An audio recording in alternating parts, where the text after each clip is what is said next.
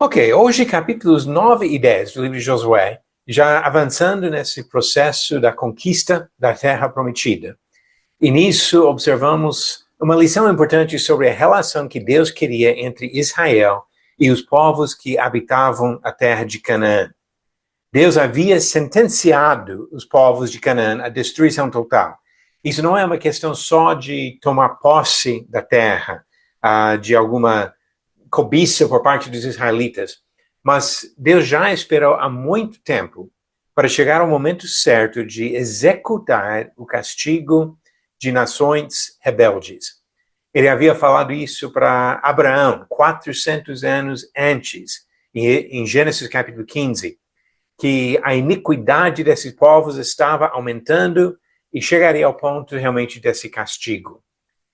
E os israelitas seriam os instrumentos que Deus ia usar para executar esses castigos. Então, o julgamento de Deus, a ira de Deus que está vindo sobre esses povos, mas Israel sendo o instrumento para isso acontecer. E várias vezes Deus tinha falado para eles a não fazer alianças com os povos da terra. Eu quero voltar e ler algumas coisas aqui para compreender bem o que acontece com os gibeonitas nesse texto que estamos estudando hoje. Em Êxodo capítulo 23, versículos 31 e 32, ele disse: porém as suas fronteiras, desde o Mar Vermelho até o Mar dos Filisteus, e desde o deserto até o Eufrates, porque entregarei nas suas mãos os moradores da terra, para que vocês os expulsem de diante de vocês. Não façam nenhuma aliança com eles, nem com os deuses deles. Eles não habitarão na sua terra, para que não façam com que vocês pequem contra mim.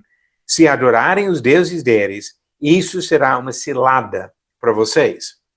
Depois, no capítulo 34 do mesmo livro de Êxodo, ele reforça esse mesmo mandamento de expulsar completamente os povos. Capítulo 34 de Êxodo, versículo 11. Observe o que hoje eu ordeno a vocês.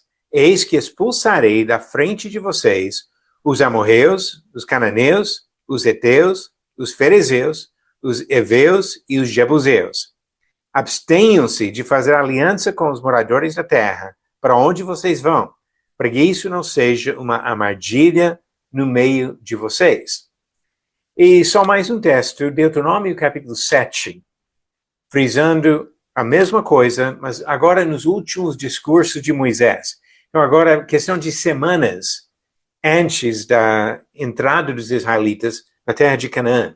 Moisés disse, Deuteronômio 7, versículo 1, quando o Senhor seu Deus os levar para a terra que vocês vão possuir, e tiver expulsado muitas nações de diante de vocês, os heteus, os girgazeus, os amorreus, os cananeus, os ferezeus, os heveus e os jebuseus, 7 nações mais numerosas e mais poderosas do que vocês. E quando o Senhor seu Deus as tiver entregue nas mãos de vocês para que as ataquem, vocês devem destruí-las totalmente.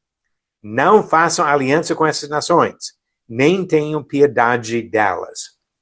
Então, essas foram as ordens que Deus havia dado para o povo sobre a questão de expulsar e exterminar essas nações. No capítulo 20 de Deuteronômio, começando no versículo 10, ele faz uma distinção entre esses povos da terra e outros povos que moravam mais distante. Ele diz, começando no versículo 10, Deuteronômio 20, quando vocês se aproximarem de uma cidade para lutar contra ela, apresentem-lhe primeiro uma proposta de paz.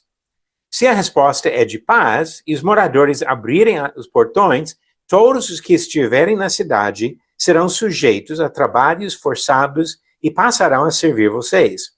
Porém, se eles não fizerem paz com vocês, mas declarem guerra, então vocês devem sitiar a cidade.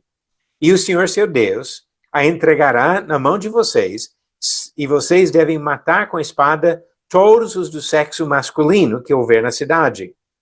Mas vocês podem ficar com as mulheres, as crianças, os animais e tudo que houver na cidade. Todo o seu despojo podem desfrutar o despojo dos inimigos, que o Senhor, seu Deus, entregou a vocês. Façam assim com todas as cidades que estiverem longe de vocês, que não forem da cidade desses povos. Porém, das cidades destas nações que o Senhor, seu Deus, lhe dá como herança, não deixem ninguém com vida. Pelo contrário, como o Senhor, seu Deus, ordenou, vocês devem destruí-las totalmente. Os heteus, os amorreus, os cananeus, os fariseus, os heveus e os jebuseus. Para que estas nações não ensinem vocês a fazer segundo todas as suas abominações que fizeram a seus deuses, pois vocês estariam pecando contra o Senhor, seu Deus. Então, esse é o ensinamento que serve como plano de fundo para entender o que acontece de problema no capítulo 9 e levando uma outra situação no capítulo 10. Então, agora vamos partir para as perguntas. E, novamente, eu não pretendo fazer a leitura dos capítulos 9 e 10 no decorrer do nosso estudo. Vocês já leram em casa, pelo menos espero que todos tenham feito isso. E agora nós vamos ver as perguntas sobre esses dois capítulos. E do capítulo 9, a primeira pergunta da noite para o Léo. Como os reis dos povos reagiram ao ouvir das vitórias dos israelitas sobre Jericó e Ai? Eles se juntaram para lutar contra Israel. Ok, eu estava com o volume um pouco baixo aqui no alto-falante. Ok, exatamente. Eles se juntaram para se defenderem dos israelitas, acreditando que a solução agora seria no número de soldados para colocar no campo de batalha. Então, vamos juntar de várias cidades grandes e resistir ao avanço dos israelitas na nossa terra. Agora, pergunta 2, Benita, sobre a estratégia dos gibeonitas. 5 perguntas aqui. Primeiro, o que fizeram para enganar os israelitas? Eles fingiram de ser embaixadores vindo de muito longe.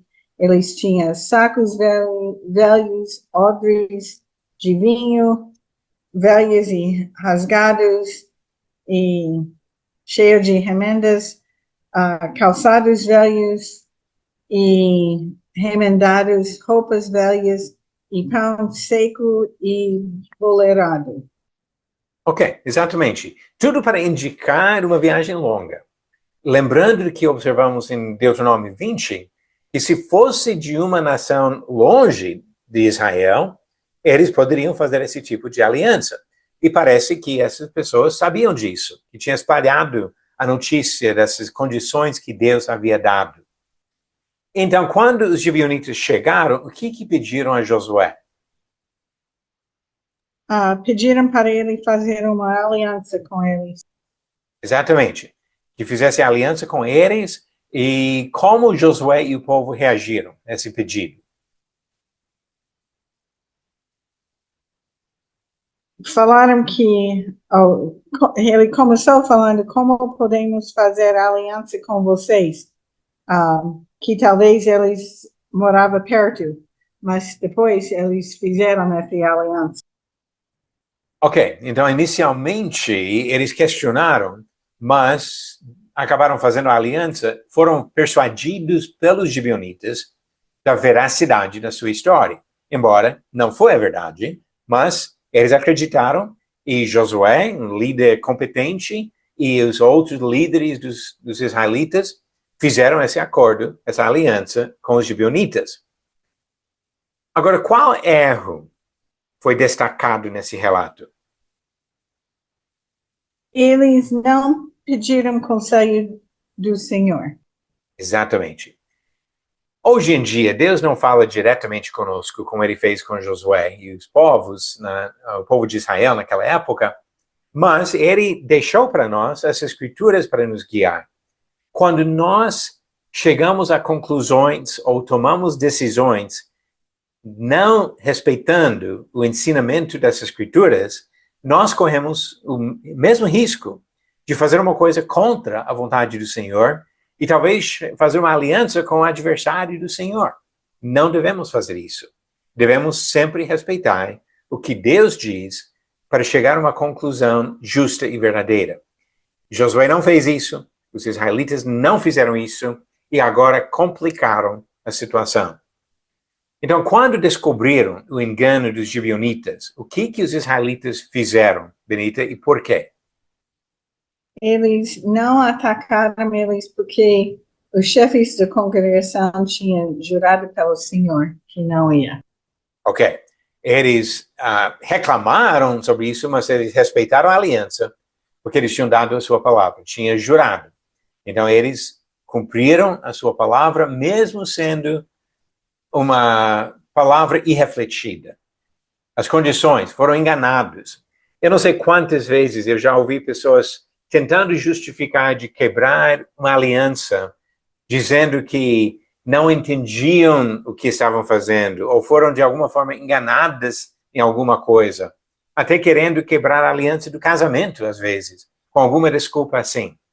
Mas Josué e os israelitas respeitaram a promessa que foi feita, a aliança que foi feita. Ok, pergunta número 3, já entrando no capítulo 7 para essa pergunta, capítulo 10, desculpe, e pergunta número 3 para Jonathan, os reis de quais cidades se aliaram para atacar Gibeão? Os reis de Jerusalém, Hebron, Jarmute, Laques e Eglon. Ok, exatamente. Citado aqui no capítulo 10, versículo 5, esses lugares, e depois vamos ver a localização de algumas dessas cidades para responder outra pergunta. Agora, a pergunta número 4 para Josias, os gibeonitas pediram ajuda de quem quando foram ameaçados pelos inimigos? Pedir ajuda de Josué. Ok. E o que aconteceu aqui é que os outros reis das outras cidades sentiram traídos por Gibeão. Gibeão, ao invés de ajudar na defesa contra Israel, fez aliança e até poderia ter pensado que fortaleceu Israel, talvez, com essa aliança. Então, eles ficaram muito bravos com os gibeonitas, prepararam para se atacar, e os gibeonitas mandam mensagem para Josué: olha, fizeram aliança conosco e agora precisamos da sua ajuda, precisamos da defesa de vocês. Agora, Josué e os homens de Israel marcham a noite toda para chegar em Gibeão, para cumprir a sua palavra e dar a defesa para os gibeonitas. E nesse caso, a pergunta número 5 para Beca: como Deus usou a força da natureza para dar vitória aos israelitas na descida de Bet-Horon para Azeca? Deus lançou grandes pedras do céu, que é o granizo, sobre os inimigos e fez com que mais deles morressem assim do que pela espada dos israelitas. Ok. Deus lutou por eles. Não é a primeira e nem a última vez que Deus faz isso, dando uma vitória para o seu povo e usando até essa chuva de pedras, a força da natureza, para dar essa vitória garantida para os israelitas. E a pergunta número 6, voltando para o Léo, o que Josué pediu de intervenção divina para garantir a vitória na batalha? E como Deus respondeu? Ele pediu que o sol parasse e Deus respondeu exatamente do jeito que ele pediu. Ok. Ele queria mais tempo. E o sol já estava para se pôr. Então, segura lá meio-dia, estende o dia, dá mais tempo para uma vitória completa. Ele não queria que esses inimigos fugissem, chegassem nas suas cidades, onde seria mais difícil atacar. Então, Deus atendeu ao pedido, o sol parou, diz, por quase um dia inteiro. Agora, pensando nisso, Josué e os soldados passaram a noite marchando, começam a batalha, evidentemente, bem de manhã. Agora, pedem por uma extensão. Nós podemos contar aqui talvez quase 60 horas que eles estavam ativos direto, sem falar nada sobre descanso. Obviamente, Deus estava dando força para esses homens. E a pergunta número 7, Jonathan, de novo. Onde foram encontrados os reis que se aliaram contra Gibeão e o que Josué fez com eles? Foram encontrados escondidos em uma caverna em Maquedá, Josué ordenou que eles fossem mortos e pendurados em árvores até o fim do dia. Ok. Primeiro ele mandou fechar e guardar a caverna até que ele voltasse para executar esses reis. E como você falou, pendurando os corpos assim, depois jogando na caverna e fechando a caverna. Mas eles não tinham como escapar. Tentaram se esconder, mas não tinham como, porque Deus estava com Josué.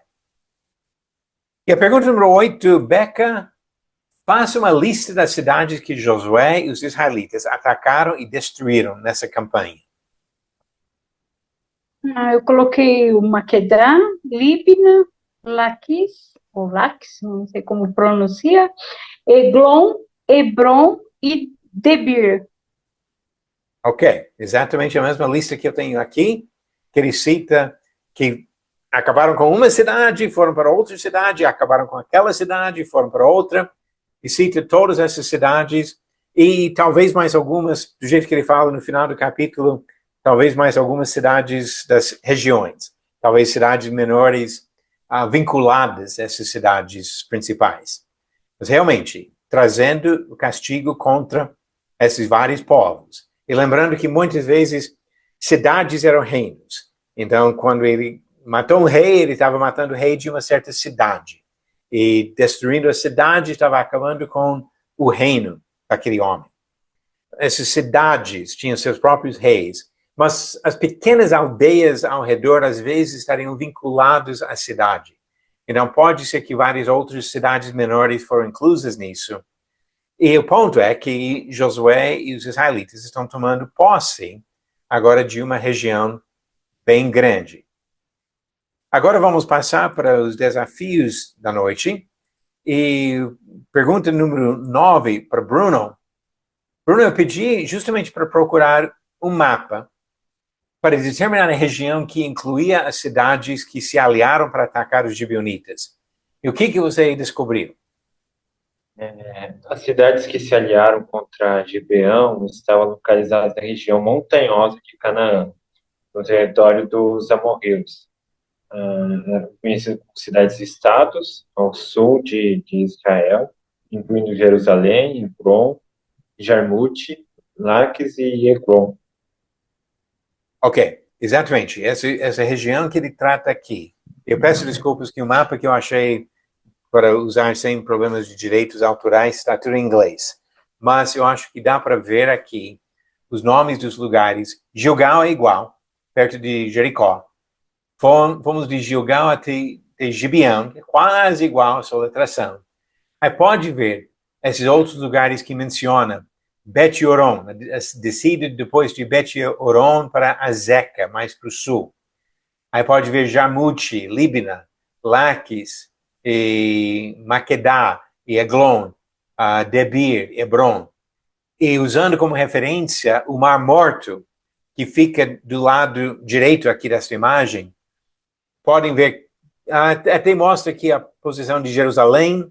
Jerusalém fica alinhado com a parte mais ao norte do Mar Morto.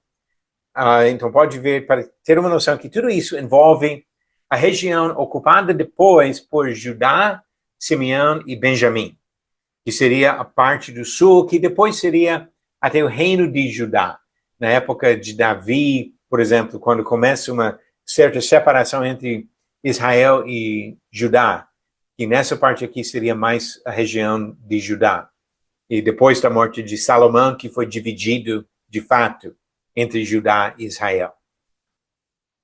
Ok. Agora, talvez a pergunta mais difícil da noite para Josias. Pergunta número 10 aqui.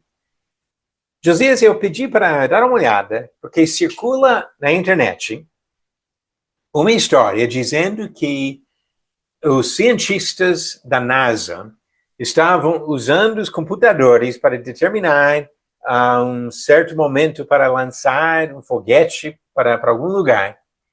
E que nisso, a história é que o computador travou porque não estava conseguindo marcar os dias. E que no meio desses cientistas tinha um cristão que conhecia a Bíblia e percebeu que a data onde travou seria a data dessa batalha de Josué contra os reis aqui, defendendo Gibeão, quando Josué pediu para estender o dia e o sol parou. Agora, sobre isso, o que você descobriu que indica se essa história é verdadeira ou não? Eu não consegui identificar o artigo científico de onde se originou. A história foi publicada em uma revista cristã como um depoimento de um senhor cientista, senhor doutor cientista, mas não nada, nenhum trabalho vinculado a ele eu encontrei na internet. Então, não não vi essa comprovação científica, essa evidência não consegui confirmar. Ok, exatamente. Que existe uma falta de documentação específica nisso. Quando você publica uma coisa tão importante como isso, você deve documentar, mostrar de onde vem. Eu coloquei aqui também informações e datas contraditórias. E eu vou explicar por quê. Eu já tenho idade suficiente que eu estava lendo muita coisa antes de 1980. Mas num dos artigos que eu encontrei na internet, falou que isso aconteceu nos anos 80. Porém, eu lembro de ter lido essa mesma história circulando nos anos 60, quando eu era criança. E pessoas pegando isso e divulgando isso entre igrejas. Olhe como temos prova científica que a Bíblia está falando a verdade. A Bíblia está falando a verdade, eu não tenho dúvida sobre isso. Mas não devemos inventar histórias para defender isso. E parece que alguém inventou uma história e circulou isso na internet depois, mas bem antes disso, já circulando em boletins de igrejas, há 50 anos atrás, ou mais de 50 anos atrás, já fazendo isso. Agora, a segunda parte da pergunta. Sabendo que não tem uma história documentada verídica, isso ajuda na defesa da veracidade dessas escrituras? A Bíblia, ela não depende dessas comprovações científicas. Essas comprovações científicas são meio duvidosas às vezes. A Bíblia é verdade e muitas vezes alguns artefatos conseguem confirmar isso, alguma história, alguma evidência de cidade enterrada, alguma palavra de um nome de personagem nunca antes registrado. Às vezes a ciência ajuda com alguma evidência, mas nossa fé não depende de comprovação científica. Ok, bem explicado, Josias. E realmente, tem coisas descobertas arqueológicas que muitas vezes ajudam mesmo para defender a veracidade das escrituras. Mas nesse caso, estamos tratando de uma mentira. Mentiras nunca ajudam na defesa da verdade. E assim, mesmo sendo uma história linda, não é uma história verdadeira.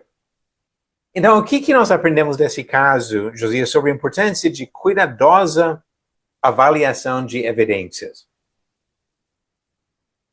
Nós aprendemos que devemos analisar as fontes, as provas, antes de aceitar qualquer argumento como verdade, só porque é bonita ou agradável à nossa fé.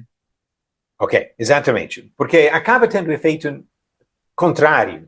Quando não verificamos informações e passamos para frente um argumento como este, pessoas que têm mais entendimento ou que pesquisam vão dizer, então, esses cristãos são bobos, acreditam em qualquer coisa, não verificam as informações. Isso não ajuda na defesa do evangelho. E, infelizmente, tem muita coisa que circula desse jeito. Histórias bonitas que alguém inventa e começa a circular na internet, e pessoas acreditam e vão passando para frente, quando não tem nenhuma base de fato. Deixa-me só citar mais um exemplo, que talvez vocês tenham visto alguns vídeos circulando na internet, que falam uma história sobre a renovação da águia. E falam que a águia chega a um certo ponto na sua vida que precisa voar para uma montanha distante e bater o bico nas rochas até quebrar o bico e esperar até crescer outro bico E assim, fazendo isso, prolonga a sua vida. E o argumento é usado como ilustração da necessidade de uma transformação difícil em nossa vida para estender a vida, para ter a vida eterna. É pura bobagem. A águia não faz isso. A águia, inclusive, é uma impossibilidade. Pássaros, aves, precisam repor uma porcentagem alta do seu peso diariamente de alimentação para sobreviver. E para um animal desses ficar meses sem poder comer, simplesmente não acontece. Alguém inventou a história, fez vídeo bonito, circulou isso na internet, vários outros que têm repetido isso, mas não é verdade. E quando nós circulamos coisas assim, estamos enfraquecendo nossa credibilidade na pregação do Evangelho. Então vamos ter cuidado de verificar as coisas antes de falar para mais alguém. Obrigado, Josias. Agora a última pergunta do estudo de hoje para Bruno. Como Deus usou o erro dos israelitas na aliança com Gibeão para seus propósitos? E depois eu pedi para citar pelo menos um outro exemplo, onde Deus usou erros humanos para cumprir seus planos. Bem, Deus usou a aliança dos gibeonitas para cumprir o seu plano maior, pois isso levou à união dos reis amorreus contra Israel, permitindo que Josué derrotasse vários inimigos de uma vez só. E outra vantagem também, porque os gibeonitas acabaram servindo como servos para o povo de Israel. E isso ajudou a fortalecer de uma certa forma. E um exemplo de outra história que Deus usou depois é a de José sendo vendido pelos irmãos para o Egito, vendendo como escravo. Mas mesmo assim, Deus usou essa situação para preservar a vida de muitos, incluindo a própria família de José, do povo de Israel. Né? Ok, foi o mesmo exemplo que eu pensei. Eu também citei mais um aqui, a própria morte de Jesus. Que os judeus erraram, matando Jesus, Judas Iscariotes pecou, os líderes dos judeus pedindo a crucificação de Jesus pecaram, mas, como Pedro frisa bem em Atos 2, e novamente no capítulo 3, Deus usou isso, usou o pecado deles, a maldade deles, para seu propósito, sacrificando Jesus pelos nossos pecados. Ok, Bruno, muito obrigado. E a todos que responderam a perguntas hoje, eu agradeço. Para a semana que vem, se Deus permitir, vamos continuar com outras campanhas de conquista. Agora que os israelitas dominaram a região sul, eles vão passar para tomar posse do resto do território da terra prometida que Deus deu para eles. De modo geral, não de expulsar cada pessoa de cada cidade, mas de dominar o território em si. Eles vão fazer isso nessas próximas campanhas. Então, para a semana que vem, são 3 capítulos, 11, 12 e 13 de Josué.